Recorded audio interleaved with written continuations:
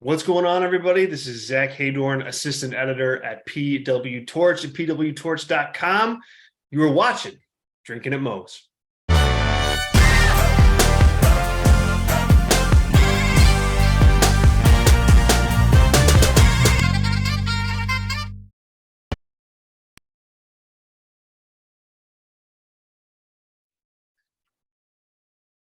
All right, everybody, welcome to Drinking at Moe's. Going to be a special episode this week. I'm excited. I have with me the assistant editor of the Pro Wrestling Torch, Zack Heydorn. How you doing? Man, I'm doing great. And I'm super glad to be here. We've vetted this, I think, around many times, and I'm so glad to finally join you here and talk a little wrestling and hang out. This will be great. Thanks for having me. Oh, I've been excited. I've been, like you said, been trying to get this one going for a little bit, but life happens, and a lot of people that listen to the show know what's been going on with me. But we holiday season, we want to bring some good stuff, so we'll jump right into a few things. Right. First thing that I like to start off with each guest is, everybody has their own story of like what got them started as a fan of wrestling, because we're all in this, podcasting, working for the Torch. We're all in it because we're fans of the product.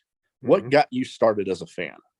So what got me started? That's a good question. So I was exposed to wrestling really, really young, probably too young, depending on where you're standing. But I had a babysitter that was a huge fan, and so I remember it being like on as far back as that, which is, I don't know, probably like 3-4 years old. No, that's not me watching it and understanding it, but that's it being on. And then there's like a pretty big gap of knowing about it and, knowing Hulk Hogan and knowing like Ultimate Warrior and having it on every now and again, but nothing really serious. And then I vividly remember, I can tell you, like I was in a baseball tournament and in a hotel room with some friends, and then the TV came on and it was the angle where Steve Austin is throwing Paul Bearer like down the sewer on one of those like Monday Night Raws. Yeah. And so that was that kind of rehooked me. And then from that point on, I found out that my grandfather at the time was a big wrestling fan, back to like the 40s, 50s, So him and I had a deep connection. And then I went back and just watched everything from about that point on. So rewatched that stuff, Hogan, and then just now have watched it all. But that was like a re-entry point, very much was Steve Austin in the Attitude Era, 98. Oh yeah. No, I definitely remember back in the day watching when, it was more of the syndicated back before Monday Night Raw, when at least here in Nebraska, it's like you almost had to luck out when you'd find it. Some weeks I wouldn't find it, others. And then I see guys like Hogan, my personal favorites, and probably speaks to why I'm such a fan of tag team wrestling, the Road Warriors. I'd see those guys, and oh man, then it getting towards the Attitude Era, guys like Stone Cold reinvigorated it, and I actually got to see both Stone Cold and the Road Warriors at a Monday Night Raw taping here in Omaha. And I've mentioned this story before, that I don't think I've had anybody outside of probably Stone Cold and the Road Warriors, and I remember specifically the Road Warriors, get me to the point where I'm on my feet from the moment their music hit to the moment they went back. I was just like, oh my God, I'm actually getting to see these guys. Yeah, Road Warrior. I mean, I didn't catch them in real time. Oh, not all of them, but that Road Warrior pop, as they say, was definitely a thing. And I mean, it's just so funny, like just you look back and there's so many like different entry points that you can have, especially back then when there were so many different, now it's like AEW, WWE, and then a host of different independents. But then it was like, depending on where you lived, you got different stuff and you got different stars. And so like, it's a pretty interesting, pretty interesting genre to get introduced to depending on when you started. Oh yeah. And I mean, people getting started today, holy crap, there's so many choices between the majors of WWE, AEW, mixed Impact in there, and then you got all the independent promotions through Fight TV, IWTV, or they Pro Wrestling TV that my friends over at Warrior Wrestling got their deal on there. It's like so many choices. Yeah. Well, and so much talent too, because they're not all on WWE and AEW nationally, but there's good talent all over the place these days that you can that if you're new to the business can really come to to like and follow. Oh yeah, and then you think of the independent promotions, and people often think only wanting to go to the big time shows, but more often than not, those guys on those big time shows get their start on those independent shows, and for more bang for your buck, you get to the independent shows, and you could sit just as close at an independent show and pay like over less than half the price that you would at WWE. Yeah. I mean, it's an entry point for sure. It's like, it's kind of like, what's the process of becoming a fan? Like usually it's the other way, or at least when we started watching, it's like you see somebody on TV and then you follow them. But yeah, I mean, it may, like with YouTube and streaming and all these different ways to like consume, it might be the other way. And I mean, we could probably have a whole other podcast on that. But it's like, is that good for the business or not? I don't know. Probably pros and cons. Oh yeah, no, I definitely agree. There's definitely pros and cons to it. More people getting exposure, but then you also run into those ones that it's like, should they even be on there? Because you just look at them and you're like, why? Yeah, you're like, why? And then also I think there's an element in when like going that direction where it's like, everybody can be looked at as a fan as like a big star, when really like they're probably not like yes, they might be the star of like the independent promotion that you watch, but if you drop that person on national television in AEW and WWE, can they do the same thing? Can they have the and not many people can, so it's like it's not a knock on that person's talent or anything, but like it's totally different. So it could I mean, I think the whole business in that regard kind of gets turned on its head a bit. Yeah, and you think you always hear how wrestlers will say, wrestling on TV is a whole different deal, and I mean, very much so. When you watch some of the, I guess, I don't want it to come across negatively, but the air quotes indie darlings getting thrown in there, and then they kind of look like a deer in the headlights. It can happen. I mean, and I totally could understand how it would happen. I mean, it's a totally different thing. And so, you're going to have hits and you'll have misses too. Part of the deal. Oh yeah.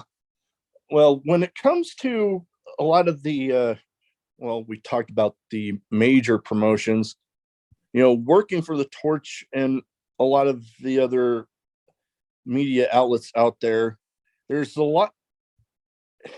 a lot of news out there right now. Big ones as far as like AEW goes, with the Elite coming back and that whole ordeal. And the night they made their return, it was like very loud, noticeable, and I don't get monetized yet, so I'm not worried about language. The fuck CM Punk chants. And then people would I've heard since kind of complaining about the fans like turning on Punk. My whole thing as far as that part is, I think with the amount of information out there, especially for the newer fans that might not have really paid attention back in like Ring of Honor days before Tony Khan bought it, and into WWE, kind of noticing a little bit of a pattern. And I personally have felt, and no offense to CM Punk, but I felt like AEW was fine before him, and they're in a lot of aspects have proven that they'll be fine after if he doesn't choose to come back. What do you think about? For sure. I mean, I think if that's kind of the way we're judging it, right? Like fine or not fine, or around or not around, like clearly they're fine. Like they're going to be around for a long time. And it's just a matter of, I think, to what end. Like if you look at ratings recently, they've fallen off. They slipped below 900 for 3 straight weeks. You can attribute that to a lot of things. I mean, I'm sure Punk has a piece to do with it, but so does the fact that it's the holidays, and so does the fact that there's other, competition on TV. So it's a lot of things. But I think, I mean, look, he was clearly like good for business in some ways, but he didn't bring, 1 million viewers with him. There's some days that he didn't like really uptick ratings at all, so I think that there's just that he has a positive influence. He's a good wrestler. He's a good talent that people know. He sells merch. You put him on a pay-per-view card and he's going to get you some buys. So in that regard, would you have wanted this to work out? Absolutely. Oh yeah.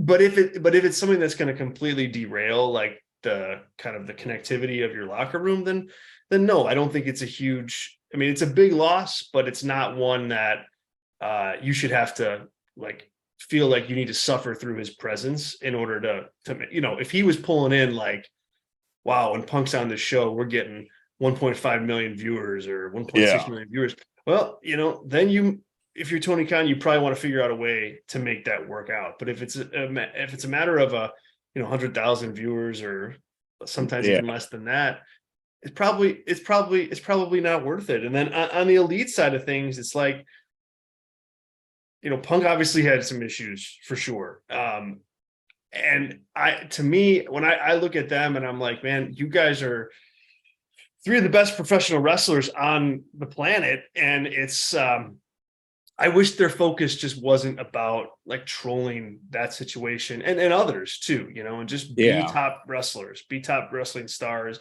and just, do that. And I think that would not only help kind of the perception of them, but I think it would help the product too. So it doesn't appear they're going down that road, but I hope they do. Yeah, no, I definitely agree. Those 3 in particular, they've proven that they can put on a good show regardless. They don't need to go down the road that it has, right. became somewhat obvious with some of the stuff that's happened in some of the matches recently. And the way I look at the whole ratings thing, and this has been my stance for a little bit, is when I see WWE shows, and it's improved a lot recently, but when it comes to AEW, it's like I look and I'm like, I see how much fun a lot of the crowd is having, especially even though he's a heel now, them still singing Jericho's music on his way out. And it's like, damn, I want to be a part of that. Mm-hmm. And then maybe that more so in the area of where the show is happening, making people want to buy the tickets for the show and be there in person. Therefore, not necessarily leaving so many, taking away maybe a little bit from those watching on TV. But then I watch some of the WWE shows more a while back, and I'm like, I can stand just watching it here on TV. Yeah. I mean, to me, it's about, I think the everybody's having a good time thing, like, is so important. And early on, especially, it was really important to AEW's success, because you had this new promotion that was like, half rock concert, half, party. And you could feel that when you watch their show. And the thing of it is, that type of crowd, it doesn't last forever, because the product is around and it just loses some. Not that it's not good, it's just not hot in that way, because they've been to Chicago 10 times in the last 2 years. Like, you're just not going to have that every single time out. And that's why you want to be able to build on that. That's why you want to be able to, like, capture people with that type of environment and have them stick around because of good stories and good wrestling. And that's where I think AEW's missed the mark a bit. Like, just, they haven't converted everybody full time and used that type of crowd to their fullest potential. So, it's a great thing. It just doesn't last forever. And so you got to be able to strike while the iron's hot with it. And to an extent they have. I mean, here's the other thing, man. Like, when I analyze the product, I analyze it as it's going, and that's it. But the fact of the matter is, the company's 3+ years old. They're successful. They're very successful. They're a success story, period. And there's no denying that. And so, to some extent, yes, they were able to kind of harness that energy that they recognized in their fan base and turn it into a product and a company and a business. And can they get bigger if they do some things differently? Absolutely. But you can't overlook the fact that, like, they have been able to, like, monetize that audience and turn it into something real. And now they have to figure out how to sustain business without that. Yeah, no, I can completely agree with you. They have been kind of guilty of using the same live audiences multiple times, like going to the same places. And I actually, this was like a month or two ago, got to meet Swerve at Sami Callihan's promotion. And as I was asking him about signing this figure I had of his, I was like, man, I've been wanting to go see you guys live at AEW, but the closest you've ever come to me is Kansas City. And that's like a good 2.5 hours away. Mm-hmm. And I'm like, closest I've come besides that to AEW coming to Omaha is Hangman Adam Page coming to World of Wheels. Yeah, right. So it's like I've been clamoring. Not exactly the same thing, yeah. So it's like I've been clamoring to get those guys up here, but how scheduling all that stuff goes, I know there's a lot more that goes into it than even I know. So sure. But another thing that kind of ties into some of I guess what might take, no offense to Tony Khan, what might take his mind away from some of these things is also owning Ring of Honor. And being the fan of that product, from before he bought it, I was excited because I had a feeling that when he bought it, that, I had this thought in my head that it wasn't going to be where I thought it would be if WWE bought it, that it was just going to be another little blip on Peacock where you like, oh, Ring of Honor. Mm-hmm. But it, and like I said, with the planning the live events, I know there's a lot more to going into getting a TV deal than I can even imagine. Mm-hmm. But it's like it's seeming to take a while, and I know a lot of fans that I've talked with are kind of wondering, like, well, what the hell is going on here? Yeah. Because like literally there was a Super Card of Honor, they had Death Before Dishonor, and now they're gonna have Final Battle here. That's all of the just Ring of Honor specific that we've been getting. And I've been thinking this since, a little ways into his purchase of it. It's like, I'm hoping that he learns to delegate at least just the Ring of Honor specific stuff, because I would hate to see it happen to where, like, Paul Heyman towards the end of ECW, where there's been countless interviews of, he was just getting burnt out and he didn't really know how to delegate. And I fear this, and I hope it don't happen, but I almost fear that it might be a similar situation if Tony Khan doesn't delegate that.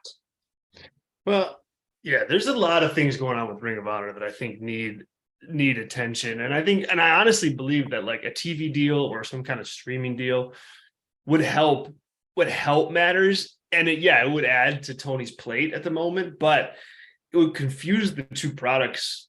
It would just clear them up a bit, because you've got Ring of Honor in AEW, and it's all, and it's just really confusing if you don't know what the hell Ring of Honor is. And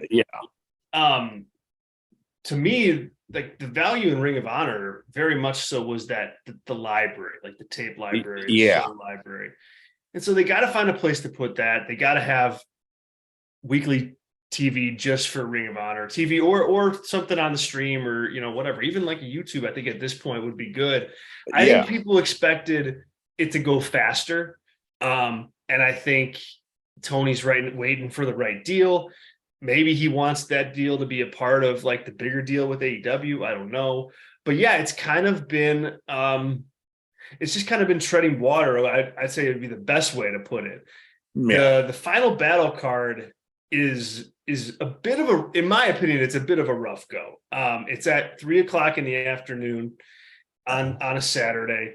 It's like headlined by a match that everybody's already seen before, in Claudio against Chris Jericho. You don't have FTR on the card yet. Maybe they will be. You don't have that hook of like Briscoes versus FTR that you had on the other two shows. Like that was like a big draw. And you don't have that. So, and on top of that, they're asking $40 for the pay-per-view too, which is a lot of money. I mean, AEW pay-per-views are $50. So it's like, so yeah, I think it's a bit directionless at the moment. And I think, for me, what I always say is like, you got to give it some direction. Otherwise, I think people are going to lose interest. Like you have this audience of 1 million plus people that watch AEW that are potential ROH customers, but all they've seen is ROH kind of be this mid-card thing that nobody really fully understands. But with stars that AEW has. And so it's like, there's no real, I don't think there's any real like hook right now. And so I think you have to work to create that. And once they do, and you add into that the library, people will pay, I think, to watch some of that stuff, including the new material, but you just don't want to drag it in the mud too much before that happens. Yeah, you definitely hope that they can get, at least for the time being, until, like, let's say they get a weekly actual TV deal, that, like you said, maybe something on streaming just to kind of hold it over until then, just so it seems like its own entity. Because, as cool as it is to see, Ring of Honor titles on AEW, like Samoa Joe with the TV title. I refuse to call him the Ocho, but Jericho having the Ring of Honor. I hate that damn name. but even Garcia having the Pure title, and they have people that have Ring of Honor ties, and you mentioned the Briscoes. And correct me if I'm wrong, I believe they're still, like, I guess they're going to be used exclusively on Ring of Honor from what I was. Yes, exclusively on Ring of Honor, except that there's nothing to be exclusive on yet. Yeah. That's a problem. That's an issue. Yeah. Yeah. And then, they just announced it on the last, I forget if it was Dynamite or Rampage, but Shane Taylor going to be going in their final battle, him and Keith Lee on separate sides in that tag match. And those that know that part of Ring of Honor, I can imagine, are pretty excited. But like you said, they don't have that big, like, draw that, the FTR versus the Briscoes was, right. Two of the, like, their two matches that they had on, Super Card of Honor and then Death Before Dishonor, some of the best matches of this last year. Oh, definitely, without question, and that's what sold those pay-per-views, And so you look at that, and that's not on the card. There's not a replacement, and it's at 3 p.m. Like, I don't know. I don't know how that's going to do. Yeah, that's going to be a little different. That's for sure. Yeah, for sure. And kind of going back, more of the AEW side of things, there was a big storyline recently of Regal turning his back on Moxley, helping MJF, and then kind of last week that kind of getting flipped on him. Yeah. Seemingly writing off Regal, and word going around that he's back, or at least on his way back to WWE. Did that news kind of surprise you at all? Because it didn't really surprise me, knowing how close him and Triple H are.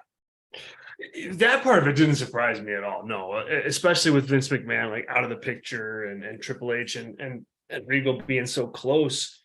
Like, it was a good fit. The surprise that I had was just that he was able to either A, get out of his contract, or B, signed a really short-term deal, with AEW when he signed.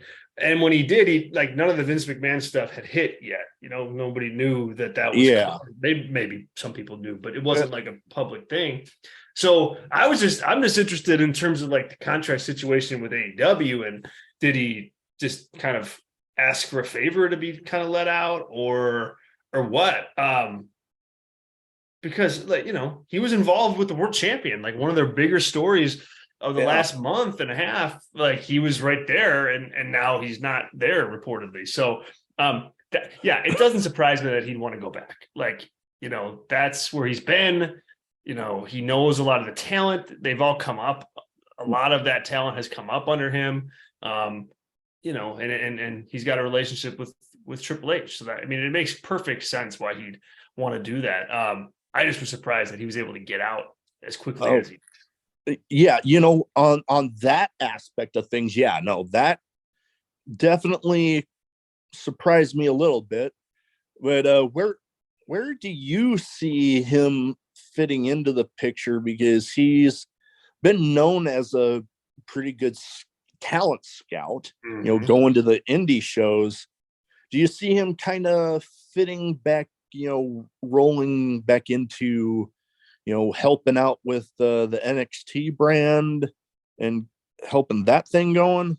Yeah, I mean, yeah. Could he do that? Yes, absolutely. I mean, that's his bread and butter, so I think he can absolutely do that. I kind of think that like he may graduate up to the main roster though and be like a top producer agent up there with Triple H at the helm, because Shawn Michaels has his crew of guys that are doing NXT now, and I think, as I mentioned, Regal has experience with a lot of the people who are on the main roster. And I just think like, I mean, the Regal thing in NXT, both behind the scenes and on TV as like the authority figure, it lasted a long time. I mean, a really long time, like longer than most of those types of things last.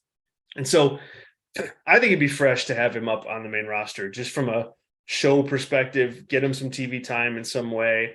I don't think I'd have him as a manager. I can't really think of anybody that fits. So I just think he just does his thing, but just does it up on the main roster. And, he can still scout talent and those things, but I think it's just time to kind of get him up there.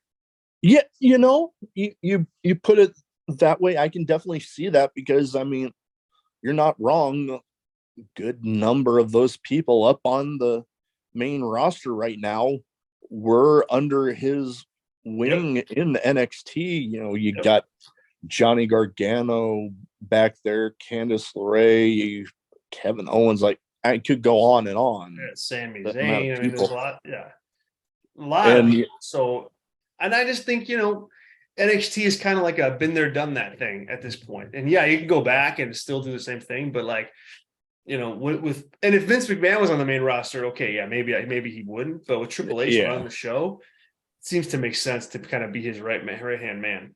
You definitely when you put it that way, I can definitely agree. They had that closeness and that bond. I mean, it was really built way before NXT, but definitely came together, and the closeness was definitely helped out with how they put the black and gold brand, as they put it, together, and how they held it together during that time. So I can definitely see that being a good fit for him, if that is indeed the road that they're going down. Yeah. I mean, we'll see what happens. The news this morning was that he's pretty much headed back. So I don't think we'll have to wait all that long. Yeah, no, it's definitely looking that way. We look, his time in AEW might have been short, but he definitely had a good impact, helping them out, and jumping right back into things with his old friend Hunter there. And I remember just seeing a picture of the two of them back when the old WCW days, right when he went from terrorizing to Paul Levesque or whatever, they actually teamed up together. So right. They have a lot of history together, so it'll be interesting to see what they do. Another big one, well, I consider it kind of a interesting story, with the SmackDown World Cup tournament ending this last week. And there's a lot of talk about and rumors about Gunther and Braun Strowman, and people thinking they're going to be facing at the Royal Rumble. And in watching the product recently, I've been kind of leaning this way, and you let me know what you think of it. With the way that Gunther and Braun Strowman have been interacting, going through each other's matches, and then how Ricochet came into the mix with winning the World Cup, and having to beat Strowman, that I'm almost thinking that before the Rumble, when, Ricochet gets his shot at the Intercontinental title, I'm almost thinking that Braun is going to somehow cost Gunther the title before they even get to the Rumble. It just seems to me to fit, with the way, storylines and interactions have gone during matches. It seems like that could be a way they seem to me to be going down. I think that with the Intercontinental title, it depends on if they kind of stay on the road of trying to make that title like the title on SmackDown with Roman not around. Yeah. And there's been signs to that being what they're doing. And I think there's been signs to cool your jets. And so in order to do that, I think you really have to have the title around the waist of somebody that matters a lot and that people take seriously. And I think Gunther is holding down that spot in a pretty big way. Yeah. So if they take the belt off him, I think it has to be in a major type of an angle. And I think you want something really big for Gunther on the other side, totally more than like a Braun Strowman match. So at this point, I mean, yes, I absolutely could see that happening, because kind of like get it off Gunther, move him on to bigger and better things, and then that's it. However, I just don't know where you go with Gunther after that. So I think they're going to ride him for a little bit longer. I know, and in 2 weeks' time, I may be eating my words here, but I think they're going to ride him a little longer as champion, establish that title, and maybe even have him go all the way to WrestleMania with it, and I think a match with Brock is a really good match for Gunther at some point. That would be. But down the road, I don't think it's going to be for the Intercontinental title, but I think you want to keep that in mind. So I think you'll hold on to a little bit sooner, but depending on what happens in that match with Ricochet, we'll know kind of what they want the IC title to be, I guess is my point. No, I can definitely see that. I mean, those that, have been fans of wrestling as long as you and I have, we remember the days of when the Intercontinental title was kind of like the workhorse title. Yep. And, it kind of went by the wayside, for a lot of years. For a lot of years. And, I, like you, I would definitely hope that they, with what they seem to be doing with the heavyweight, the unified, universal, whatever the fuck, but, they need a main title on each show. And I guess until who knows if they plan on splitting those up here soon, having the, United States title on Raw, the Intercontinental title on SmackDown, you'd hope that they would make those into that workhorse title if that, the title isn't going to be there. Makes perfect sense. Yeah. I mean, like take advantage of them, and it doesn't happen overnight. You've got years and years to fix in terms of the perception of those titles, but it can happen. It's been there before, like you said. So I think if they can do it right, it'd be helpful for them. Oh yeah. And, we talk about the Roman Reigns and having the two unified titles, word going around is that they are wanting to have like Roman on both nights, headline Mania. And, people are trying to figure out, well, how are they going to do this? Are they going to have one title one night, one title the other? But, I would personally hope that eventually they split them up, or at least put them both on somebody that's going to be there consistently, because, I get it, making the title kind of a special attraction. But when it's not there, it's almost like, what's going on? Yeah, you need a balance for sure. And yeah, I'm not sure that they've quite found it quite yet. They still have a ways to go, and I think it's worth growing pains to kind of to get there. But I'm not buying the 2 night Roman Reigns thing either. Like I've read those reports, and I think that'd be very difficult to pull off. And so to me, Yeah. it's if he has both belts going into that show, he defends them one time on Sunday night. Yeah. And then make that feel huge, as big as you can. And if they do split them, okay, well then obviously, yes, you can do that. But I would not be splitting them by having Roman work both nights like that. Yeah. That seems a little weird to me. No, there's definitely ways that they've gone around taking 2 belts off of one person. Like, what was it? Jericho, Benoit, and Angle, when Angle had the Intercontinental and European titles, they had that match where one fall was one title, the other fall was the other. So, I mean, there's ways they could do it if they're gonna split them up, but other you can than do it, but other than them running that sort of a storyline back, it would be weird seeing how they do that.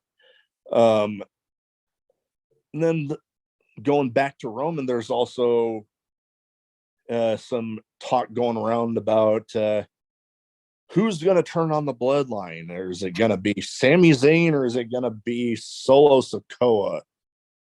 Because in all honesty, in my opinion, if out of those two, I honestly see, Sami Zayn being the one to do it, if anybody. Oh yeah. I mean, Solo Sikoa maybe down the road, far down the road, but right now, Sammy's too hot, and the story is way too hot not to go with it. So yeah, I agree with you completely. Like, it's going to be a Sami Zayn turn or a bloodline turn on him, but either way, Sammy's going to go babyface and square off against Roman at some point. The question is when, and on what show. And I think they can get the show. I think they can get that match hot enough where you could put it on at WrestleMania. But if you have The Rock and things like that, then obviously that's going to change everything. But for sure, it's going to be Sami at first. I mean, again, Solo may do it down the road, but first will be Sami Zayn. Oh yeah, and I mean, you bring up The Rock and stuff at possible Mania. I was actually just thinking about this. If they were to have The Rock at Mania, and if it were to go down the line of, the bloodline turning on Sami Zayn instead of the other way around, I could honestly see, Sami Zayn kind of accidentally costing Roman Reigns a match wherever, and then them just having enough and then go down that road. That could be a way to do it. There's lots of ways, I think that could be a way to do it. I think that could be a way to keep Sami a little bit hotter, because I think if you just had the bloodline turn on him, like, do you get that full babyface effect? You might, because it's Sami Zayn, right? Like, and so he might be the exception to the rule. But I think if you have him do something more definitive, that might work better. But it's kind of uncharted territory. Like, this story was not supposed to work out the way that it has, and so they're kind of just going with it. And it's been a really intriguing thing to watch. And I think it's only going to get better once Sami and Roman are on opposite sides. Oh yeah, and you mentioned that this was only supposed to be a short-term thing, and then Sami just caught fire there, and good Lord, I don't know about you, but for me, before he came along and really, like I said, caught fire, the whole bloodline thing was getting a little stale for me. And then, his interactions and, in a way being a bit of comic relief for that whole thing brought a little bit new life into that whole thing there. Very much so. Very much so. It was a really hot angle at the beginning, and then it continued for a while, but it did start to get a bit stale, like post WrestleMania this year for sure. And then it just got totally reinvigorated and reignited. And yeah, it's gonna make for some good TV, man. It really will. Oh yeah. I mean, that Sammy is golden. I mean, just go back to WrestleMania and that deal he had with the Jackass guys. I mean, that match had no business being as good as it ended up being. That could have been an absolute dumpster fire, and he made it absolute entertaining gold. Yeah, absolutely. Absolutely, man. If you haven't watched, everybody out there, if you haven't watched the Steve Austin Broken Skull sessions with Sami Zayn, watch it. And you only need to really watch the first 20 minutes because he talks about that match right away at the beginning. And it's great insight into how he worked the match and what his goals were with it. It's fast. You'll like the match even more after watching it. Oh yeah. I actually just watched that. It was either yesterday or the day before. Yeah. Amazing interview. It was awesome. Yep. One thing I have to kind of round off the show, I have a little bit of a name game. More often than not, when the guests or wrestlers, I name some people they've either at least shared the ring with or been on the same card. This one, I kind of just picked some names that, have kind of been in the headlines recently. And, you give me your thoughts. All right, let's do it. This will be fun. First one, kind of brought him up just a little bit here, The Rock. Oh, man. Just money on top of the world. Oh, man. Yeah, no, when it comes to not only wrestling, he's still holding all that, nostalgia with wrestling. One of the highest paid actors out there right now. Oh, yeah. And good Lord, he's making enough money. He can go to people look up this video, literally went to the 7-Eleven that he went to growing up and he would always steal the candy bars. Literally went and bought every single Snickers bar they had and left the bag up at the counter and said, "Hey, just give these out." Yeah, it's awesome. It was like, holy crap. Like, I would love to be able to make that much money to where I could do something like that. Oh my gosh, absolutely. He's on another level, man. I mean, he is on a whole nother level. So yeah. Next one. These guys, it's funny how they got this phrase over, but damn it, they got it over. Scissor me daddy ass, The Acclaimed. Boy, hot, on fire, and they need to ride this till the wheels fall off, man. You just don't know when something like that's going to click. And if it does click, you don't know how long it's going to last or if you'll ever get something like that again. So ride it. They're talented. They figured it out, and now they're milking it for all it's worth. And hey, man, more power to them. Oh yeah, I'm loving every bit of what they got going. I know they have the Acclaimed. They have their match against FTR here soon. And as much as a cool idea as it would be to have like now 4 titles on FTR, I'm hoping like they ride this with the Acclaimed, give them a nice long title reign. Yeah. They've more than earned it. Oh, for sure. And why wouldn't you? go with what's hot. And so far they have. And I think come Sunday, or I think they're wrestling Wednesday, and I think that they will with FTR. So, oh yeah. Next one, I personally feel like this guy is, for the lack of a better way to put it, righting a lot of wrongs. Triple H. boy, yeah. I would say, for like word association, I'd say, just powerful. Mm. He's a guy that's seen it all, done it all, in a different era, and I think he's transferred eras, and now is in a different one and is the head of that. It's bizarre to see. Like, it's like bizarre to see this like anti-establishment DX Triple H guy now running the show and doing media calls. But like, say what you want about Triple H, and there's a lot to be said. He knows the business. I mean, he knows wrestling. He knows professional wrestling. He knows the WWE. And so, in a lot of ways, I think he's perfect for the role that he's in right now.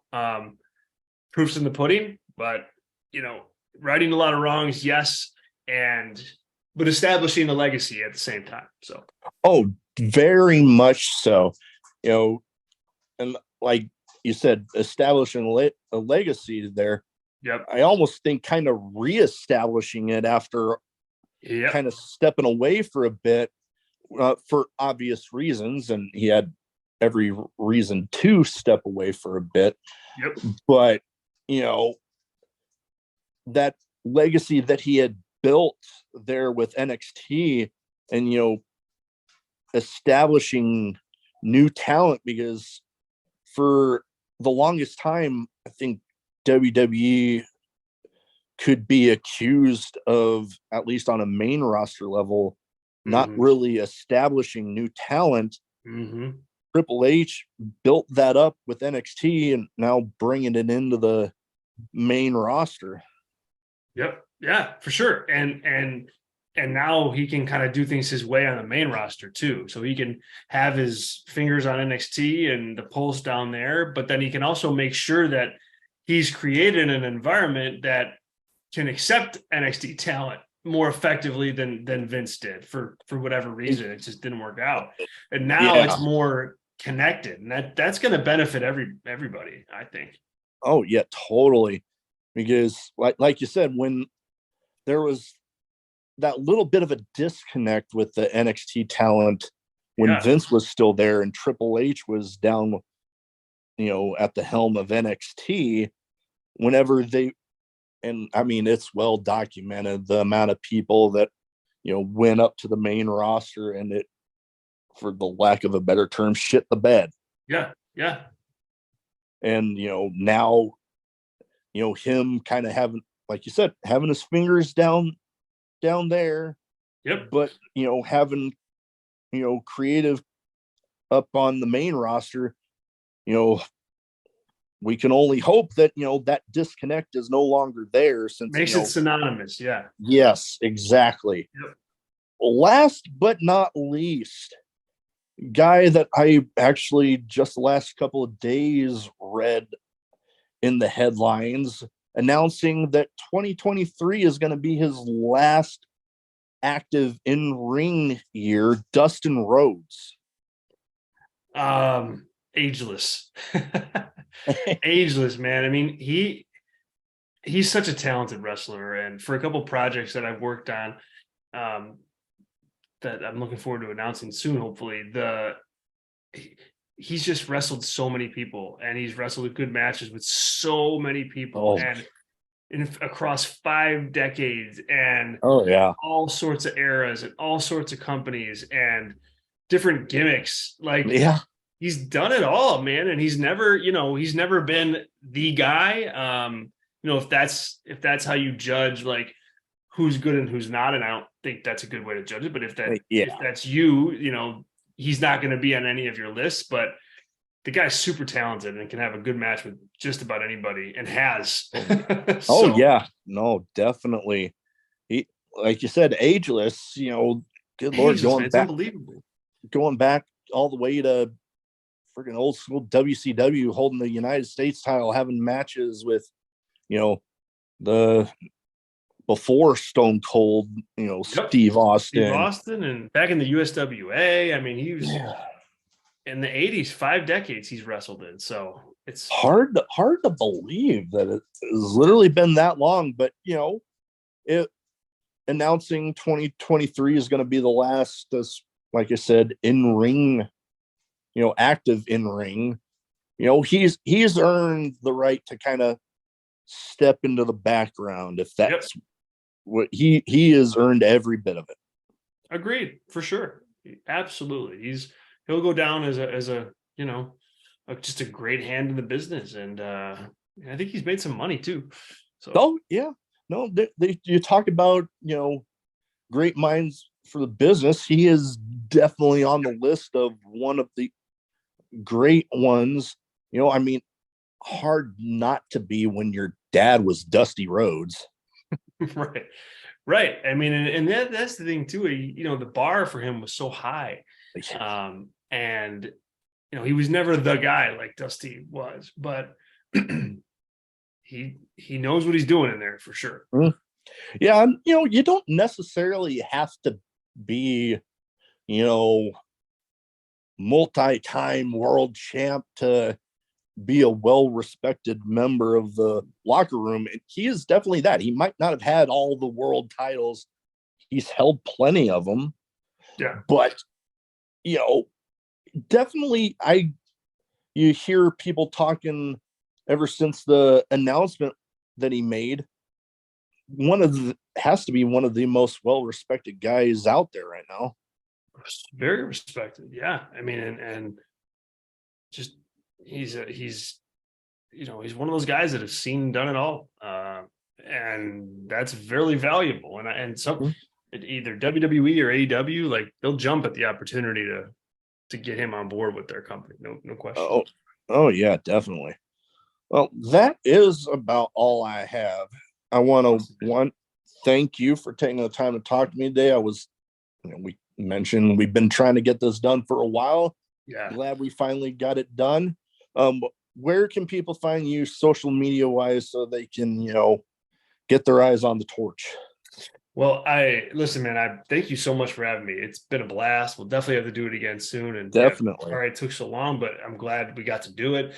You can follow me on social media on Twitter at Z Heydorn Torch, and you can follow the brand at PW Torch, and everything you need there, whether it's our YouTube channel or the website or VIP membership, you can find at those 2 Twitter handles. So give us a follow. I certainly would appreciate it, and subscribe to our YouTube channel too. We've got some cool stuff going on there.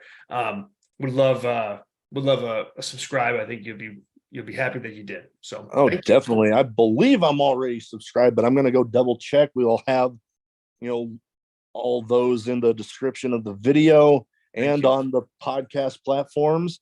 But like I said, thank you for taking time to talk to me today. Appreciate you, man. Thank you.